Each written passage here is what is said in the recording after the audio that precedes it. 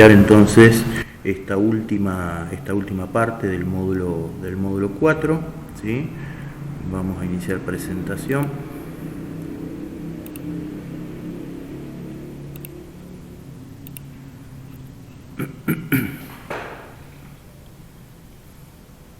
Sí van a notar que en las clases grabadas lo que no se escucha, porque estoy con auriculares, es justamente las consultas que ustedes hacen, ¿sí? Yo respondo y parece que estoy hablando solo, pero en realidad no se escucha el audio de las consultas que ustedes hacen justamente por estar con auriculares. Pero bueno, en general estaba repasando anoche los videos y se entiende cuál es la pregunta a la que apuntan. Bien. Perfecto. Vamos entonces acá.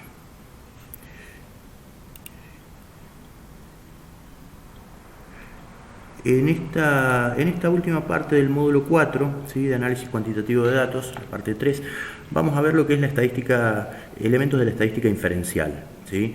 Particularmente dos temas que hacen a la estadística inferencial, que son el tema de intervalos de confianza y prueba de hipótesis, ¿sí? Aclaro que dentro de lo que es pruebas de hipótesis, por ejemplo, he seleccionado solamente algunas, en este caso son 5, ¿sí? Son 5 pruebas de hipótesis, pero no agota la totalidad de pruebas posibles para realizar, ¿sí? El tipo de prueba que nosotros utilicemos, voy spoileando un poco, adelantando, va a depender de las características de la muestra, de los objetivos de la investigación, ¿sí? Entonces, pero bueno, he seleccionado por ahí aquellas que son más frecuentemente utilizadas, ¿sí?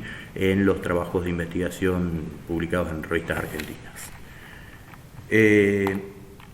La estadística inferencial, digamos, para hablar de la estadística inferencial vamos a tomar algunos conceptos o algunos aportes de Bologna en el 2011, que dice que una vez que tenemos la síntesis de la información que hemos recogido de un conjunto de individuos, esto es, una vez que hemos llevado adelante la sistematización de datos y el procesamiento a partir de calcular las medidas de tendencia central y de dispersión, nos interesa otra cuestión, ¿sí?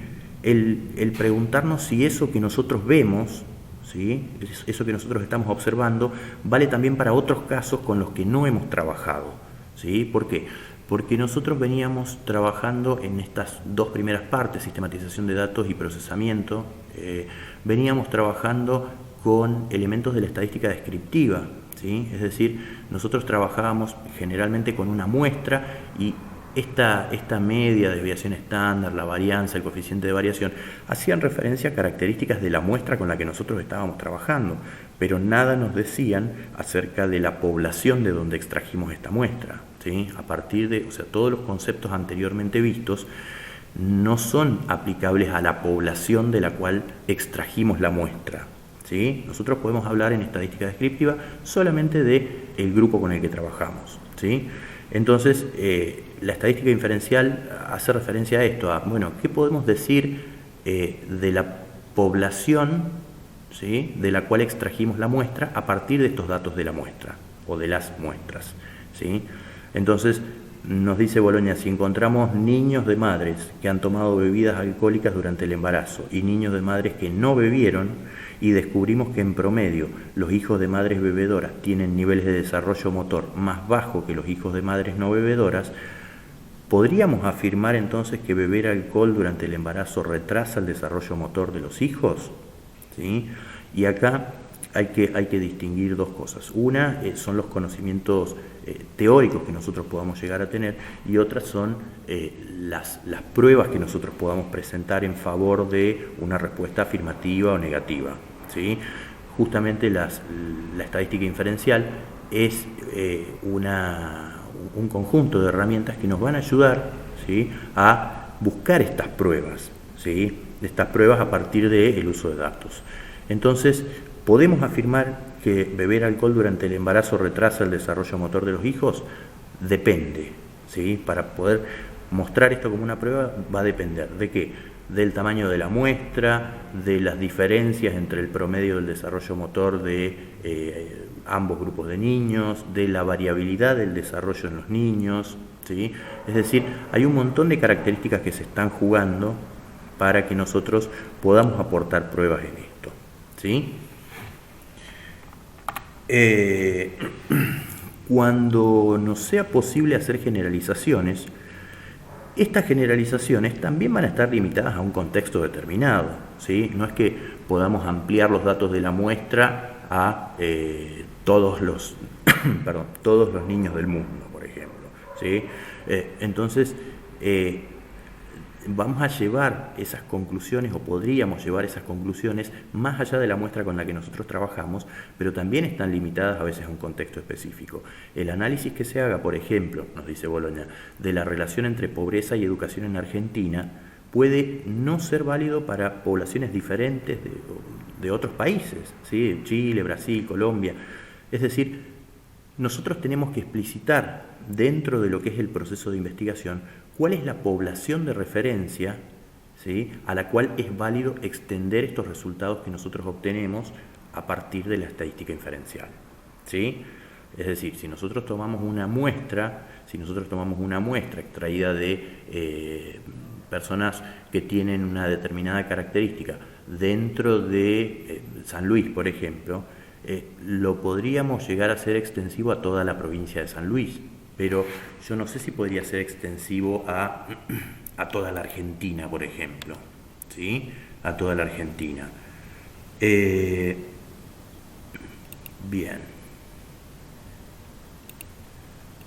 Un segundo. No sé si podría ser extensivo a todos los niños de la Argentina, por ejemplo, ¿sí? ¿Por qué? Porque se presentan características diferentes, ¿sí? Y esas características pueden estar incidiendo en los datos que nosotros, o en las conclusiones que nosotros podamos llegar a obtener, ¿sí? Buenos días, Pablo. Buenos días.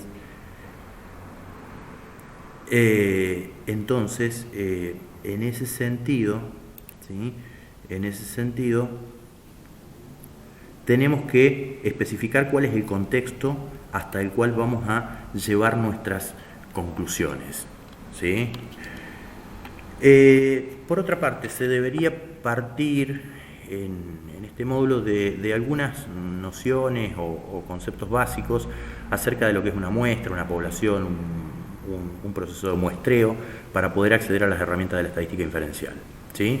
En este caso, y ahí interactuamos un poquito, ¿qué es para ustedes una muestra, una población, el muestreo? ¿Qué es?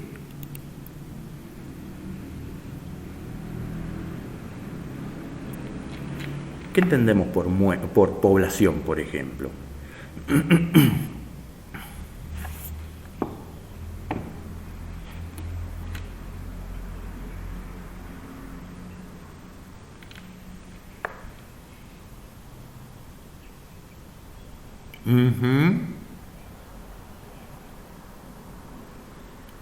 Exacto, exactamente. Bien.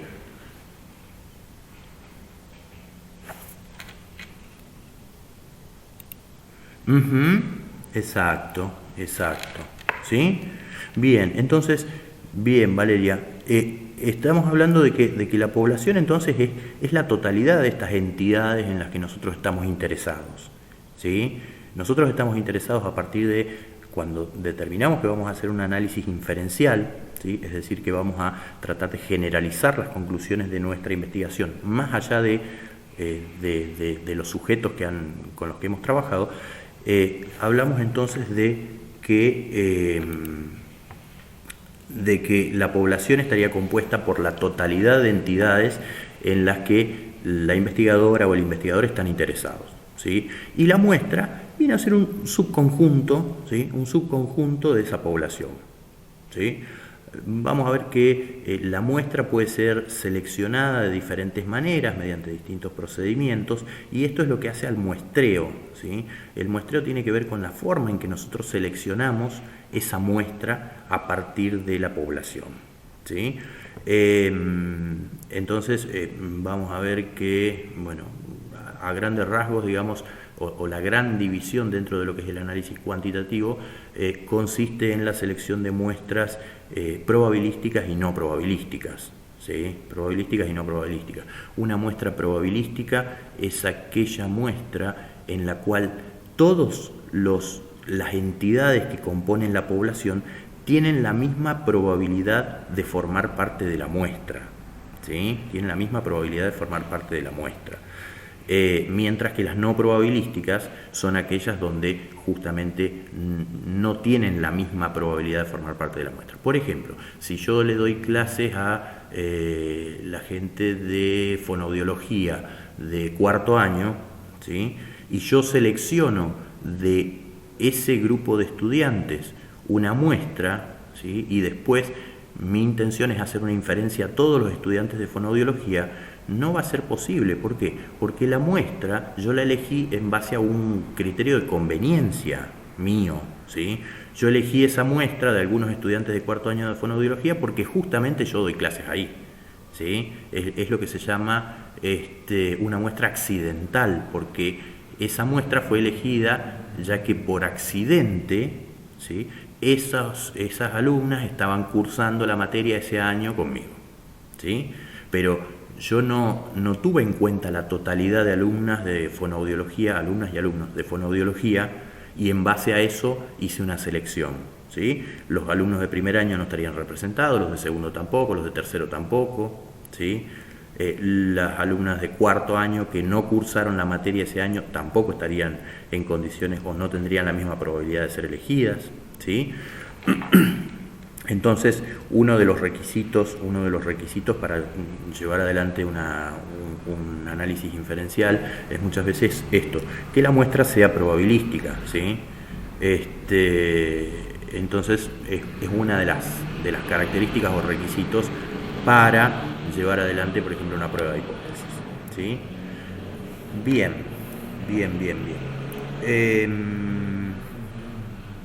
¿Vamos hasta ahí? ¿Me siguen? Perfecto.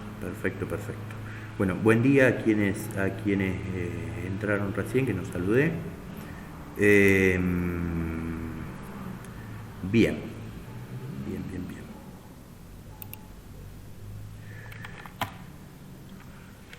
El primero de los temas dijimos que íbamos a abordar es el de los intervalos de confianza, ¿sí? ¿Y qué ocurre? A veces no disponemos de datos poblacionales, como por ejemplo, no sé, la media de la población, por ejemplo, ¿sí? Pero esa media de la población, podemos llegar a estimarla, o la mediana de la población, podemos llegar a estimarla a partir de datos muestrales, ¿sí? Dados ciertos requerimientos al extraer la muestra, que es lo que decíamos recién, es lo que estábamos hablando recién. Ahora, cuando nosotros desconocemos el valor de la media poblacional, por ejemplo, lo podemos estimar de dos maneras, ¿sí? Hay dos maneras de hacerlo. Uno es la estimación puntual y otra es la estimación por intervalos de confianza. La estimación puntual es el proceso más sencillo, ¿sí? Y más simple.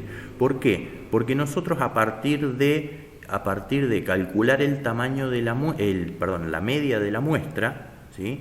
Directamente adjudicamos a la población el mismo valor de media, ¿sí? Decimos, bueno, si extraemos una muestra donde a los sujetos les evaluamos el nivel de glucemia, por ejemplo, y nos da 136, bueno, entonces la población de ese tipo o de sujetos con esas características tiene una media de glucemia de 136 bajo determinadas condiciones, ¿sí? Es una estimación puntual porque justamente se hace punto a punto. El puntaje de la media de la muestra se traspola, digamos, a la población, ¿sí? Y entendemos que la población tiene ese valor promedio, ¿sí?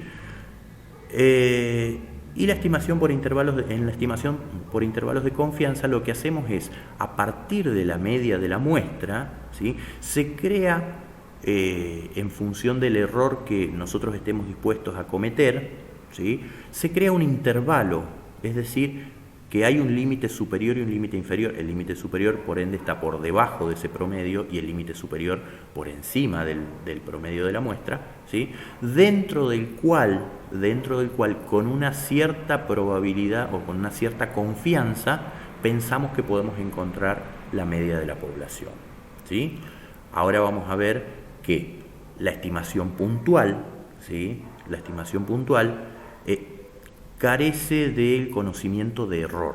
Es decir, nosotros cuando hacemos una estimación puntual, punto a punto, no sabemos cuál es el nivel de error que podemos llegar a cometer, ¿sí? En cambio, en la estimación por intervalos de confianza, sí conocemos cuál es la probabilidad de equivocarnos, ¿sí? Entonces tratamos de minimizar esa probabilidad de equivocarnos, ¿sí? Pero vamos a ver que cuando minimizamos esa probabilidad de equivocarnos, el intervalo se amplía, ¿sí? Se hace más grande. Ahora bien, cuando utilizamos la estimación puntual y cuando utilizamos la estimación por intervalos, y de hecho lo que a mí me gusta preguntar muchas veces es lo siguiente. Es una pregunta básica, ¿sí? Y consiste en saber por qué tenemos que trabajar con muestras. ¿Por qué les parece que a veces tenemos que trabajar con muestras y no trabajamos directamente con la población? ¿Por qué tenemos que estar estimando o haciendo inferencias acerca de qué puede pasar en la población y no trabajar directamente con la población? ¿Cuáles pueden ser los obstáculos para trabajar con una población?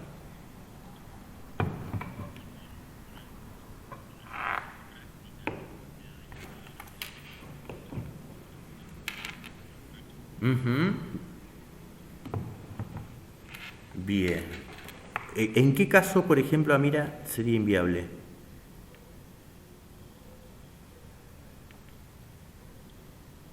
¿O qué puede hacer que...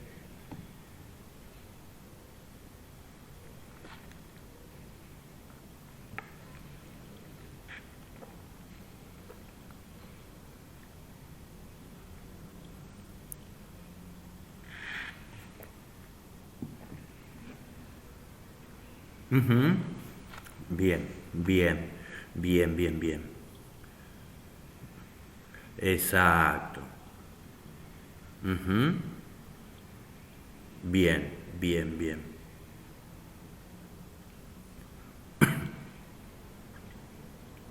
Exacto. Bien, bien, bien, bien. Perfecto. Entonces, ahí sería bueno trabajar con otra parte de la población. Cuando la población es desconocida, ¿sí? Cuando la población es desconocida, por ejemplo, no sé, la gente sin techo, por ejemplo, ¿sí? Sería muy difícil poder acceder a la gente sin techo porque tiene en ocasiones una vida más nómada, ¿sí? Entonces es difícil poder ubicarlos, para poder entrevistarlos, para poder o tomar un cuestionario, por ejemplo. ¿Sí? Bien, bien, bien. Otro inconveniente por ahí suele ser el tema de los tiempos, ¿sí? Por ejemplo, cuando ustedes han hecho tesis de grado, ¿sí? Disponen de un determinado tiempo, entonces dicen, bueno, a ver, quiero trabajar con todos los niños escolarizados, ¿sí? Con todos los niños escolarizados que asisten a escuelas públicas, ¿sí? Para tomar un cuestionario. Y uno dice, bueno, ¿cuánto tiempo tengo? Y tengo un año para hacer la tesis. ¿Puedo recorrer todas las escuelas de la Argentina para tomarle un cuestionario a cada uno de los niños? Sería muy difícil, ¿sí? No nos da el tiempo. Entonces, el tiempo y posiblemente sea un esfuerzo muy, muy grande en cuanto a recursos económicos, financieros, humanos, etcétera, etcétera, ¿sí? Por otra parte, hay otro tipo de situaciones. ¿Eliana está presente? Bien, buen día, ¿cómo estás? ¿Vos estabas en biología molecular, puede ser? Bien, bien, bien, bien. Bien. A ver, eh, ¿por qué? Porque se me hace que puedes estar más afín a esta cuestión que voy a preguntar ahora. ¿Ustedes saben cuál es su grupo sanguíneo?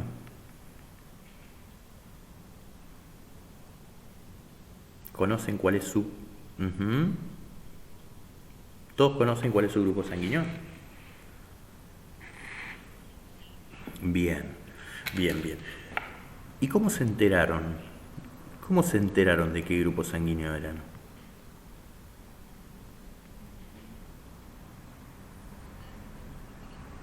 Ajá. ¿Y en qué consiste esa determinación bioquímica? ¿Cuál es el procedimiento para poder lograrla?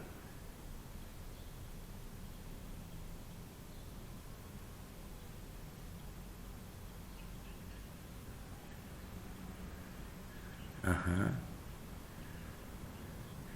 Bien, bien, bien, bien, bien. Marina, ¿vos de qué disciplina provenís? Bioquímica. Bien, bien, bien, bien, bien. Perfecto. Entonces, eh, ¿en qué consiste, dijimos entonces? Una gotita de sangre, ¿sí? Una gotita de sangre nos indica o nos va a permitir conocer cuál es nuestro grupo sanguíneo. Una gotita de sangre que sale de dónde? Del torrente sanguíneo completo, ¿sí? Es decir, podríamos considerar que esa gotita de sangre es una muestra, ¿sí? Ahora, nosotros para poder determinar el grupo sanguíneo, ¿sí? ¿Podríamos trabajar con toda la población de gotitas de sangre del torrente sanguíneo?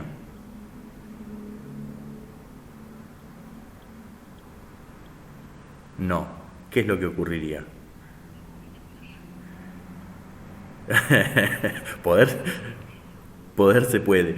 Exactamente, exactamente, ¿sí? A ver, yo pongo este ejemplo que es un poco más grotesco a veces para decir, bueno, en ese caso, cuando nosotros nos hacemos un análisis de sangre para determinar cualquier tipo de cosa, lo utilizamos o se lleva adelante a partir de la extracción de una muestra, ¿sí? ¿Por qué? Porque teóricamente se supone que el torrente sanguíneo tiene las mismas características a lo largo, digamos que la sangre tiene las mismas características a lo largo de todo el torrente sanguíneo, ¿sí? Entonces, con una muestra alcanza para poder hacer ciertas determinaciones. La muestra necesitará un mayor volumen o un menor volumen, pero siempre trabajando con una muestra, ¿sí? Entonces, no podemos extraer toda la sangre de una persona para comprobar que es A positivo a lo largo de todo el torrente sanguíneo, porque en primer lugar, tenemos el tema de costo-beneficio, ¿sí? Sí, lo vamos a determinar, pero terminamos matando a la persona, ¿sí? O sea, éticamente es imposible llevar adelante una investigación de ese tipo y no tiene sentido tampoco, ¿sí? Más allá de lo ético no tiene sentido.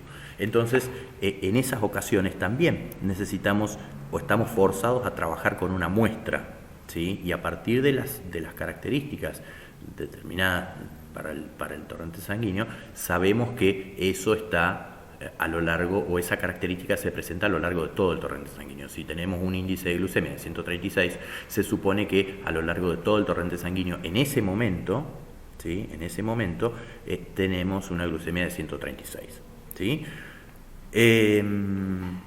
Entonces, por eso trabajamos en ocasiones también con, o sea, es un motivo más para trabajar con una muestra, ¿sí? Y no con la población. Bien, ¿queda clara más o menos cuál es la idea de esto? Si nosotros tenemos el acceso a la población, ojo, este es un dato más. Si nosotros tuviésemos acceso a la población, entonces podríamos llevar adelante simplemente un análisis descriptivo. Nos quedaríamos con las dos primeras partes de este módulo, ¿sí? Y con eso alcanza. ¿Por qué? Y porque una vez que hacemos un análisis descriptivo, si ya trabajamos con la población, no necesitaríamos extenderlo más allá de, ¿sí? Más allá de, porque ya estaríamos justamente trabajando con la totalidad de la población. Entonces, cuando trabajamos con una población completa, ¿sí? Hacemos un análisis descriptivo. La única manera de hacer análisis inferencial es a partir del trabajo con una muestra y que esa muestra sea probabilística y se denomina también aleatoria, ¿sí? Es decir, que los elementos que van a componer la muestra tengan todos la misma probabilidad de participar y que sean elegidos aleatoriamente, es decir, al azar, por un sorteo, por ejemplo, donde todos los elementos de la muestra puedan participar y tengan el mismo nivel de participación en ese sorteo. Bien, bien, bien. ¿Preguntas hasta ahora? ¿Dudas?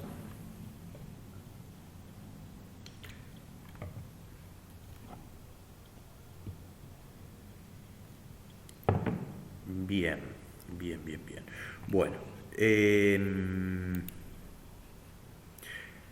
la estimación puntual, en la estimación puntual entonces tenemos un error que es desconocido, es decir, nosotros podemos afirmar que si la muestra tiene una media de 136, la población entonces tiene una media de 136, ¿sí? En glucemia. Ahora, ¿sabemos si eso es cierto o no? ¿O qué tan cierto puede ser eso? No tenemos idea, ¿sí? Porque justamente estamos haciendo una estimación de tipo puntual. Eso puede ser así o puede no ser así. No conocemos el nivel de error que podemos estar cometiendo. En cambio, en la estimación por intervalos de confianza, el investigador determina la confianza de la estimación, ¿sí?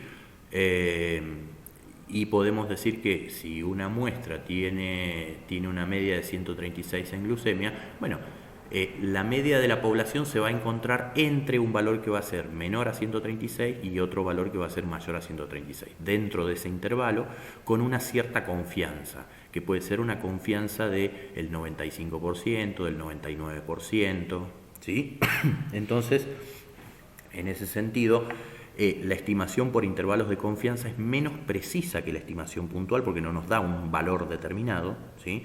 Pero sí podemos conocer al menos con qué nivel de error vamos a trabajar, ¿sí?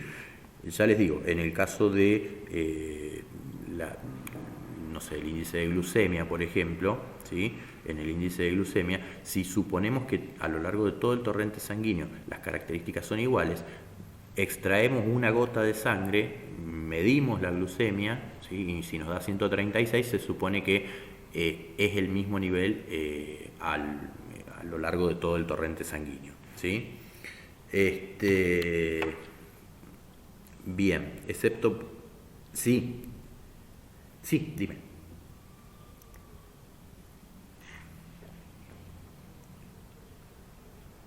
Los intervalos de confianza tienen en cuenta la desviación estándar. Sí, sí, sí, sí, sí, sí, sí, sí, sí, sí. A ver, pasa que no me quiero meter en conceptos de los cuales no vamos a poder salir después, pero lo que hay es... esto se compara con ciertas distribuciones de datos. Hay modelos teóricos de distribuciones como la distribución normal, por ejemplo, ¿sí? Que consiste en una curva de distribución que es simétrica, que es mesocúrtica, ¿sí? En función de los conceptos que habíamos estado viendo ayer, donde los datos se distribuyen desde el centro hacia los extremos de igual manera, ¿sí? Entonces, ¿qué pasa? Nosotros esperamos encontrar dentro de la distribución de una población, esperamos encontrar la media de la población en los valores centrales, ¿sí? Mientras que es mucho más raro que la media de esa población esté corrida hacia los extremos de esa distribución, ¿sí? Entonces, a ver, no me voy a meter con la distribución normal, pero es simplemente un dato como para tenerlo en cuenta, ¿sí? Nosotros pensamos en términos de una distribución normal que la media, ¿sí? Que la media de nuestra muestra tiene que tener una cierta cercanía con la media de la población, porque justamente la muestra la hemos extraído de esa población. Ahora, ¿qué tan cercano va a estar la media de la muestra con respecto a la media de la población? Bueno, eso lo va a indicar el intervalo de confianza, en el cual, entre otras cosas, toma en cuenta para su cálculo la desviación estándar de la muestra, ¿sí? La desviación estándar de la muestra. Si nuestra muestra tiene una desviación estándar muy elevada, los datos son muy dispersos, probablemente eso va a impactar en el hecho de que el intervalo de confianza sea más amplio, ¿sí? Para lograr el 95% de confianza, el intervalo va a tener que ser más amplio, ¿sí? Porque los datos de la muestra de por sí ya son dispersos, ¿sí? Mientras que si los datos de la muestra son más homogéneos, el intervalo de confianza para lograr el 95% de confianza, o el 99%, tiende a ser más pequeño, ¿sí? Tiende a ser más pequeño. Por ahí, un poquito más adelante, hay una representación de, bueno, qué pasa con los distintos intervalos de confianza, ¿sí? Pero lo que me interesa es que tengan en cuenta, en primer lugar, esto, que hay dos maneras de hacer una estimación de un parámetro, es decir, de un valor o de un indicador poblacional como la media poblacional, por ejemplo. Lo podemos hacer de manera puntual, en algunos casos, como el índice de glucemia, y en otras ocasiones, ¿sí?, no lo podemos hacer de manera puntual, por ejemplo, no sé, los niveles de ansiedad, ¿sí?, o lo que veíamos ayer, las dimensiones de las estrategias, de las distintas estrategias de afrontamiento, ¿sí? Negación, por ejemplo. ¿Qué pasa con toda la población? Y yo no puedo decir que si el índice de negación de una muestra es de 4.8, entonces en la población es de 4.8. O puedo hacerlo, pero no sé qué error estoy cometiendo. Me conviene en esos casos, ¿sí?, llevar adelante una estimación por intervalos, ¿sí?, ya que a diferencia de las características del torrente sanguíneo, la negación en un grupo de personas no se comporta de manera estable, ¿sí?, puede variar de una persona a otra. Bien, no, de nada. Ahora bien, acá tenemos la disyuntiva, porque cuanto más confianza o certeza querramos tener en nuestra estimación, más grandes van a ser, en este caso, bueno, yo menciono Z, Bolonia, pero más grande va a ser el intervalo, ¿sí? Va a ser el intervalo. Y en consecuencia, mayor va a ser el error de estimación. Por lo tanto, no se pueden tener las dos cosas. Más confianza, ¿sí?, un mayor nivel de confianza en la estimación va acompañada de una menor precisión, que es lo que yo les decía recién, ¿sí? Y es lo que vamos a ver ahora en una animación que hay, una animación muy pequeña que hay acerca de estos intervalos de confianza. Si todos los demás elementos del error quedan fijos, los intervalos más amplios proveen menos información, pero mayor certeza en la inclusión del parámetro que se estima. Vamos a ver que, bueno, definitivamente mientras más grande sea el intervalo de confianza, más probabilidades vamos a tener de que dentro de ese intervalo se encuentre la media de la población, ¿sí? Y para elegir el nivel de confianza de un intervalo y en consecuencia determinar estos valores Z, ¿sí?, que están involucrados en el cálculo del intervalo, debe tomarse una decisión que equilibre la confianza y la precisión, ya que si una crece, la otra disminuye. Es decir, yo puedo querer reducir, por ejemplo, el intervalo de confianza para que no sea tan amplio, ¿sí?, para lograr mayor precisión. Pero si yo reduzco el intervalo de confianza, ¿sí?, la confianza en la estimación disminuye. Entonces, al punto tal que a veces no tiene sentido, ¿sí? Entonces yo no puedo decir, bueno, con una confianza del 2%, la edad promedio de, no sé, inicio de la pubertad de la primera menstruación en mujeres es de 11 años a 11 años y 2 meses. ¿Pero qué precisión estoy dando? Y estoy dando una precisión del 2%, ¿sí?, una confianza del 2%. Si yo hablo de que estoy estimando un valor con el 2% de confianza, ¿sí?, con el 2% de confianza, realmente es un valor muy bajo, ¿sí?, con el 50% de confianza, por ejemplo. Podría ser una estimación con el 50% de confianza. ¿Y qué valor tiene una estimación con el 50% de confianza? Y lo mismo que tirar una moneda al aire, ¿sí?, es decir, cara o cruz, ¿sí? Entonces yo tengo que lograr una estimación con la confianza con el mayor valor posible, con el mayor porcentaje posible, ¿sí?, pero a su vez que no pierda precisión, ¿sí?, que no pierda precisión. Los niveles de confianza en Infostat se pueden elevar hasta el 99%, ¿sí?, hasta el 99%, lo cual complica muchas veces determinados estudios o determinados análisis que necesitan incluso un nivel de confianza mayor, ¿sí? ¿Por qué?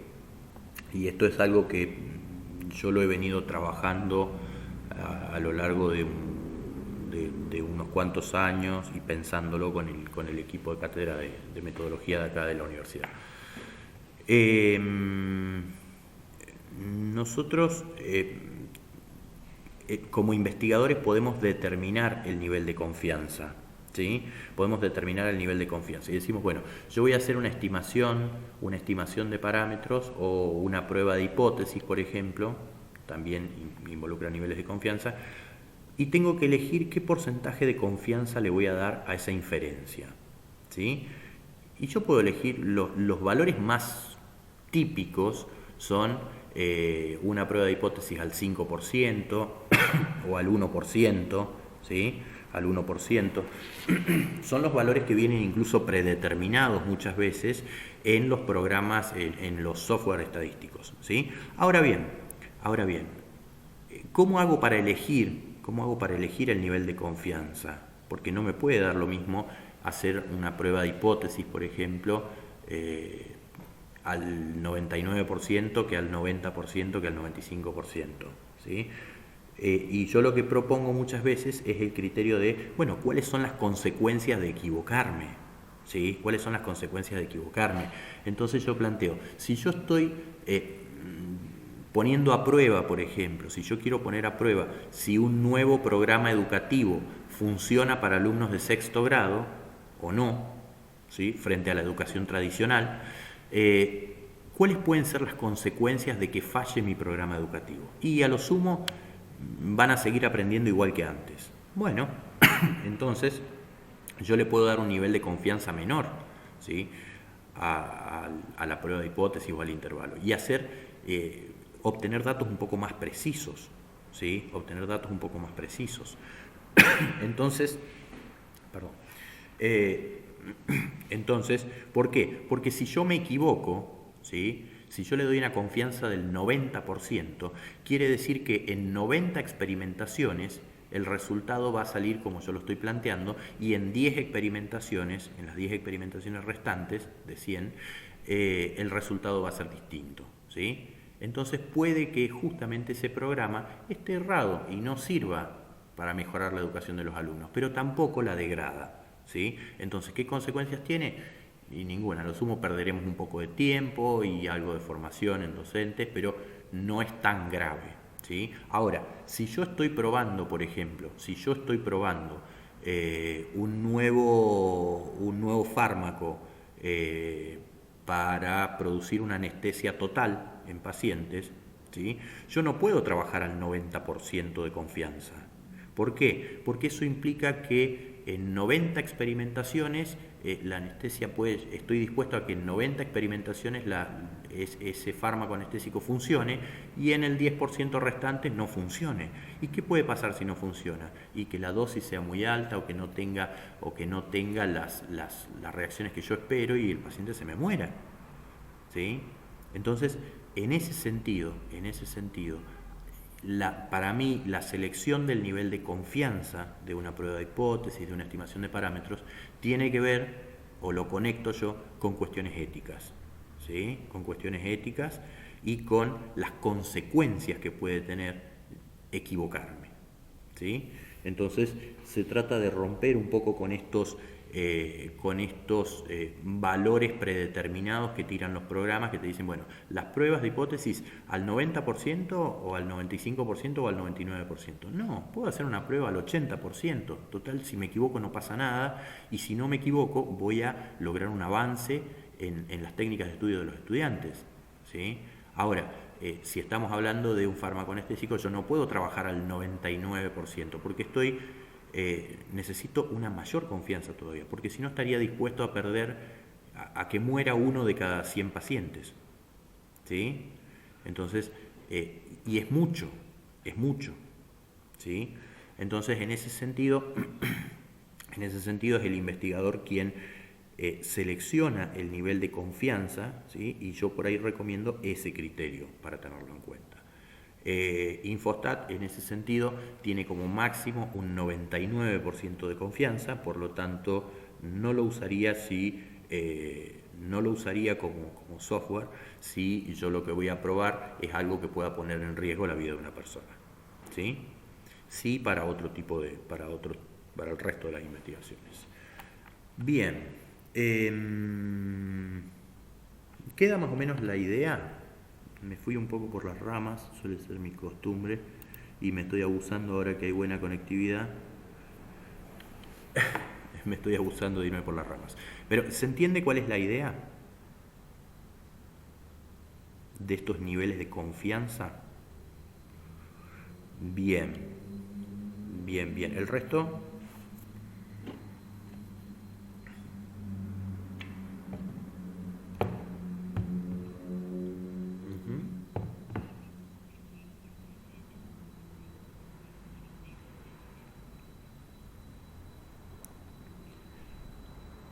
Claro, exactamente, exactamente, ¿sí?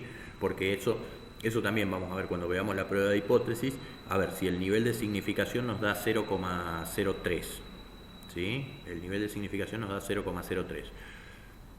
Están predeterminados ciertos valores que nos dicen si es menor a 0,05 es significativo, si es menor a 0,01 es muy significativo, ¿sí? Pero uno también puede tomar decisiones como investigador y decir, bueno, esto es significativo al 3%, ¿sí? Esto es significativo al 3%. Y para mí existe un cambio real, por ejemplo, o se está dando un cambio, una modificación, ¿sí? Entonces,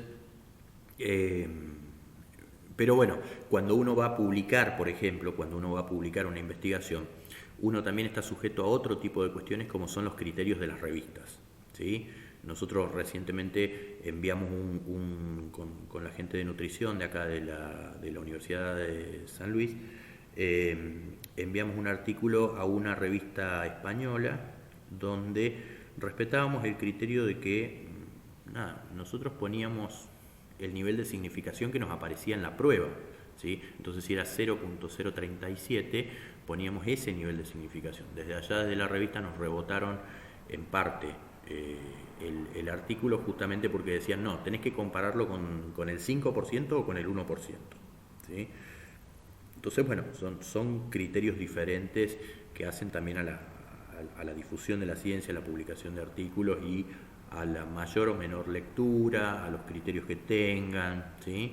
Pero bueno, es importante tener algunas herramientas y conocimientos básicos para saber qué poner cuando uno va a publicar, ¿sí? Entonces uno no puede obviar el nivel de significación, ya sea que el criterio es poner mayor o menor al 5% o poner específicamente el valor que nos sale en una prueba. Que eso lo vamos a ir viendo ahora, no se preocupen quienes estén pensando en este momento, no tengo idea de qué habla cuando habla del nivel de significación, lo vamos a ir viendo ahora, ¿sí? Marina.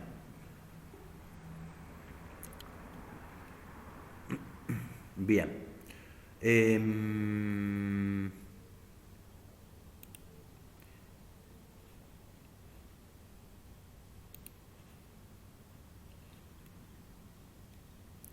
Bien. Entonces, con Infostat, ¿sí? Utilizando Infostat, lo que nosotros hacemos para poder estimar un intervalo de confianza, ¿sí? Nos vamos a la pestaña Estadísticas, Inferencia basada en una muestra, intervalo de confianza. Se puede determinar, habíamos dicho, la confianza hasta un 99%, ¿sí? Entonces, me voy a la base de datos. Yo acá en esta base de datos he construido la variable 1 en el tiempo 1, o pretest, podría ser de una variable 1 que es genérica, y la misma variable en un post-test, ¿sí? En un segundo tiempo. La condición, una condición determinada, ¿sí? Que en este caso tiene tres categorías posibles, y sexo en términos de ceros y unos, ¿sí? Donde 0 podríamos asignarlo para mujeres y 1 para varones, o al revés, ¿sí? Entonces, si yo quiero saber o quiero estimar un intervalo de confianza para la variable 1 en el tiempo 1, ¿sí? Me voy a, dijimos, estadísticas, inferencia basada en una muestra, y dentro de ellos intervalos de confianza, ¿sí? Quiero calcular los intervalos de confianza, por ejemplo, para la variable 1 y para la variable 2, para la variable en el tiempo 1 y en el tiempo 2, ¿sí? Entonces los selecciono, los ingreso en la pestaña de intervalos de confianza dentro de lo que son las variables y le doy a aceptar, ¿sí? Cuando yo le doy a aceptar, acá me dice, bueno, ¿qué datos querés que te presente? La media, la mediana, la varianza, la proporción, ¿sí? Entonces yo puedo estimar sí. Perdón. A ver, ¿qué podemos hacer desde acá? ¿Se corta mucho? Ahí un poco mejor. A ver si cierro esto. Ahí se escucha un poco mejor. Sí, ningún problema. Sí, bien. Ajá, se superpone con mi propia voz. Me superpongo con mí mismo.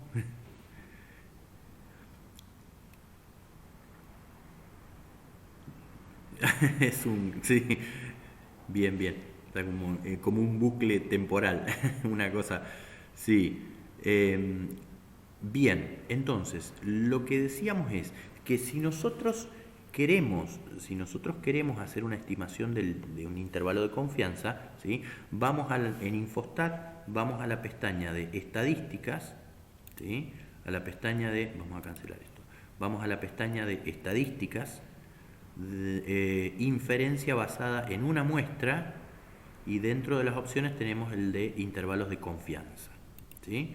Intervalos de confianza. Acá nosotros nos vamos a encontrar con las variables que nosotros tenemos disponibles, ¿sí? Yo le doy limpiar para que vaya a 0 y seleccionamos cuáles son las variables sobre las cuales queremos determinar ese intervalo de confianza. En este caso yo selecciono variable 1 tiempo 1 y variable 1 tiempo 2, por ejemplo, ¿sí? Le damos a aceptar y acá nos dice, bueno, el intervalo de confianza, ¿para quién lo quieren determinar? ¿Para la media poblacional, para la mediana, para la varianza o para la proporción de casos? ¿Sí? Yo en este caso podría estimar el intervalo de confianza para la media y para la mediana, ¿sí? Lo ideal es que sea un intervalo de confianza bilateral, ¿sí? Justamente para que sea un intervalo tiene que tener un límite superior e inferior. Entonces, hacer un contraste de tipo bilateral, ¿sí? No unilateral, ni derecho ni izquierdo, porque simplemente me va a dar un solo límite, el límite superior o el límite inferior. Entonces, dejo un contraste bilateral. Y acá, lo que decíamos recién, yo puedo darle el nivel de confianza que yo quiera. 95, o sea, siempre lo varía en términos enteros. 96% de confianza, 97, 98, 99, ¿sí? En este caso, fíjense que lo que viene predeterminado es una confianza para el intervalo del 95%. Y a partir de ahí, si nosotros queremos poner un valor diferente, tenemos que subir o bajar, ¿sí? Lo vamos a hacer al 95% para la media y para la mediana. Le damos a aceptar.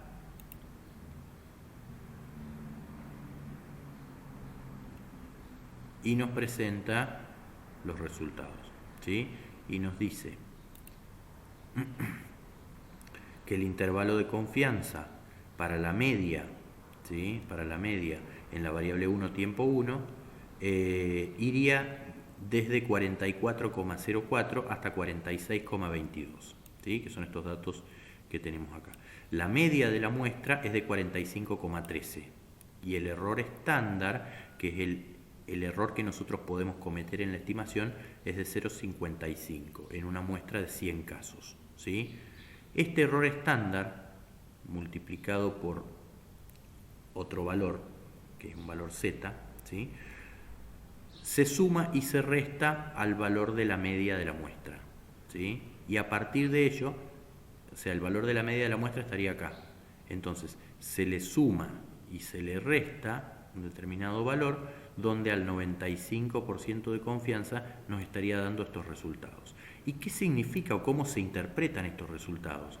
Quiere decir que la media de la población, ¿sí? Que la media de la población para la variable 1 tiempo 1 estaría con un 95% de confianza entre 44,04 y 46,22, ¿sí?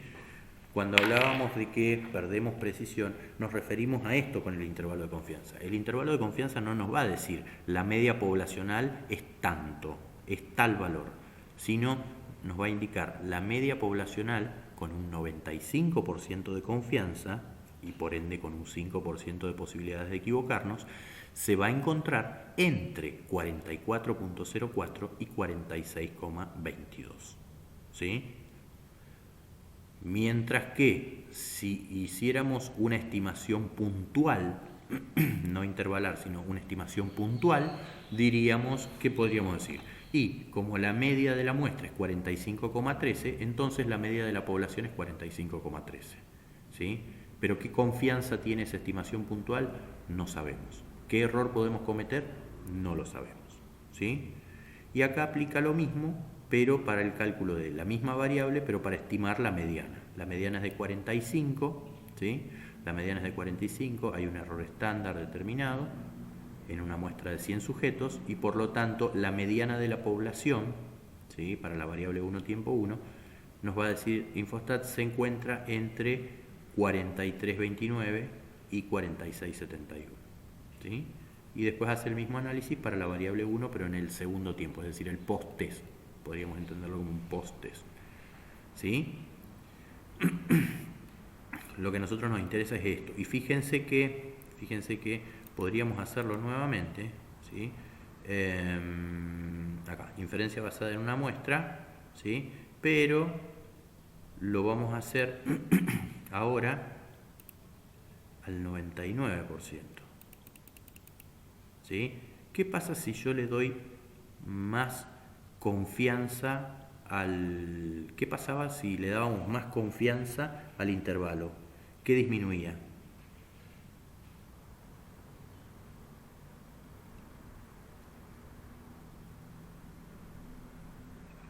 La precisión. ¿Sí? Entonces fíjense, le vamos a aceptar. Para un 99%, con un 99% de confianza, la media de la primera variable está entre 43,69 y 46,57. Este intervalo es más amplio que el del 95% de confianza. ¿Sí?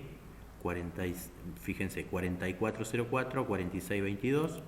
Y este va de 43,69, es decir, más corrido hacia la izquierda, a 46,57, más corrido hacia la derecha. ¿Sí? Este intervalo es más amplio que este otro. ¿Sí? Es más amplio que este otro. Este tiene menos confianza, pero los datos son más cerrados, el intervalo es más pequeño y por lo tanto yo logro mayor precisión. ¿Sí? A eso se refería con que una mayor confianza disminuye la precisión. ¿Sí?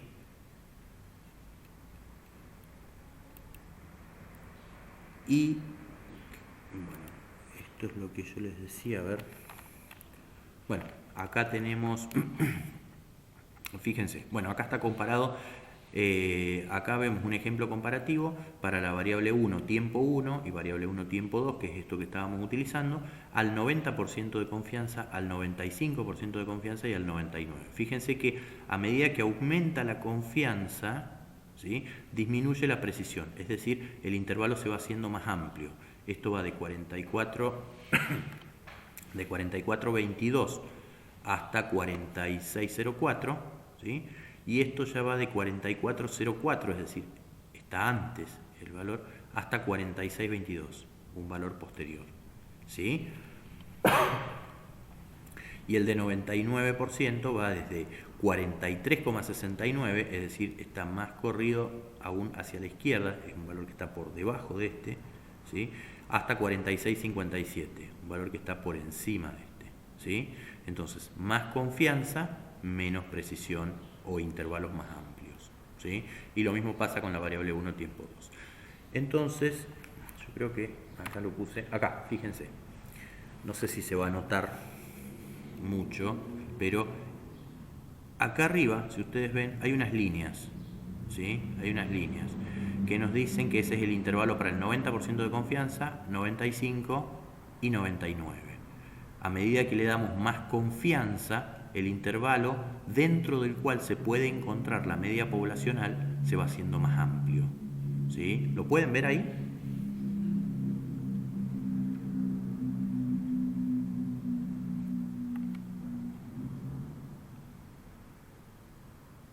o es muy tenue la animación. No sale con buena calidad, en realidad. Miren, en este caso lo van a ver mejor. ¿Lo pueden visualizar? Ah, perfecto, perfecto, perfecto. Bien, entonces vuelvo otra vez a esto. Fíjense que cuando yo tengo el 90% de confianza, el intervalo está más cerrado. Al 95% de confianza se abre un poco más, se hace más amplio, y al 99% de confianza tiene una mayor apertura todavía. ¿Qué hay acá adentro? ¿Qué hay acá adentro? Es el 90, 95 o 99% de confianza, vamos a encontrar la media de la población a partir de trabajar con una muestra que está distribuida de esta manera. ¿Sí? ¿En función de qué? En función de la media de la muestra y la dispersión que tenga esa muestra, es decir, la desviación estándar. ¿Sí? El tamaño de la muestra también influye, está incluido dentro de lo que es el error estándar, por ejemplo, dentro del cálculo del error estándar. Ya les digo, no me voy a meter con la fórmula, lo que me interesa es, porque si me meto con la fórmula me tengo que meter con todo esto de el tamaño muestral, la forma de selección, etcétera, etcétera. Bien, bien, bien. En este lo van a poder ver mejor, tal vez, o más claramente, más claro que en este caso. ¿Sí? Esta es la animación que está un poquito más nítida, digamos. Entonces, bueno, esa es la idea de los intervalos de confianza. ¿Sí? De los intervalos de confianza. Yo puedo estimar entre qué valores se va a encontrar la media poblacional con un cierto porcentaje de confianza, ¿sí? Pero bueno, mientras más confianza, mientras aumente el nivel de confianza, ¿sí? Disminuye la precisión, ¿sí? Disminuye la precisión. Es como si yo dijera, bueno, a ver, y obviamente, bueno, no podemos lograr nunca un 100% de confianza, porque si no uno diría, bueno, ¿por qué no le ponemos el 100% de confianza? ¿Sí? Con un 100% de confianza pasa tal cosa.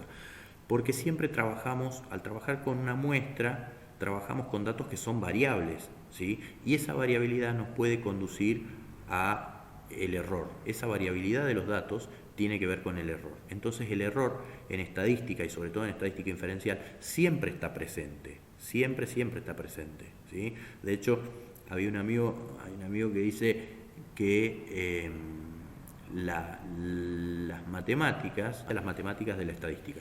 Y dice, la matemática es la ciencia de lo exacto, ¿sí? de la certeza. ¿Por qué?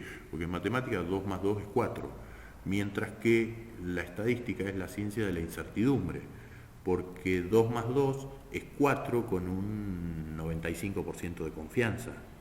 ¿Sí? ¿Por qué? Porque está en función de cuál haya sido la muestra con la que hayamos trabajado, cómo se seleccionó esa muestra, qué características tiene, de qué población. Ah, bien.